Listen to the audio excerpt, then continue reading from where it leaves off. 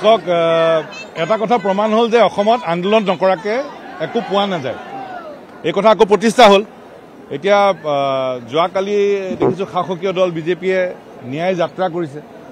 তাৰ আগত আমি কংগ্ৰেছ দলক দেখিলোঁ মম শিখা সমদল কৰিছে। আন আন বিৰোধী দলেও আন্দোলন কৰিছে।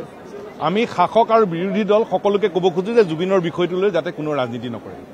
আৰু আজি আমি আমাৰ যি ধাৰাবাহিক আন্দোলনৰ কাৰ্যসূচী তাৰে অন্যতম হিচাপে সমগ্ৰ অসমৰ প্ৰত্যেকখন জিলাৰ সদৰত এই ন্যায় সমদল আমি উলিয়াইছোঁ। লক্ষ্য আমাৰ স্পষ্ট, জুবিন গাৰ্গক ন্যায় দিব লাগিব। আৰু ন্যায় আমি কেনেকৈ পাম? ন্যায় পাম কেনেকৈ? যেতিয়া দোষীক দৃষ্টান্তমূলক শাস্তি দিয়া যাব। কেনেকৈ দোষীয়ে দৃষ্টান্তমূলক শাস্তি পাব? যেতিয়া এই তদন্তটো ক্ষীপ্ৰ আৰু পানী নসৰকা বিধৰ হ'ব।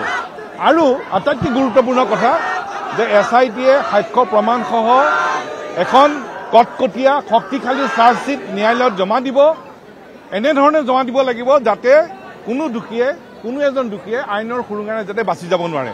সেইটোৱে মূল বিষয়। আৰু এই লক্ষ্যত উপনীত নোহোৱালৈকে আমাৰ এই সংগ্ৰাম চলি থাকিব। আন্দোলন শান্তিপূৰ্ণ আৰু অহিংস পন্থাৰে চলিব। কিন্তু আমি ন্যায় নোপোৱা পৰ্যন্ত আমি ক্ষান্ত নহওঁ।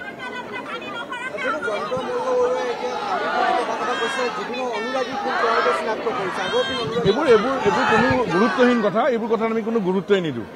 জুবিন গাৰ্গক ভাল পাবলৈ কাৰো প্ৰমাণ পত্ৰৰ প্ৰয়োজন নাই।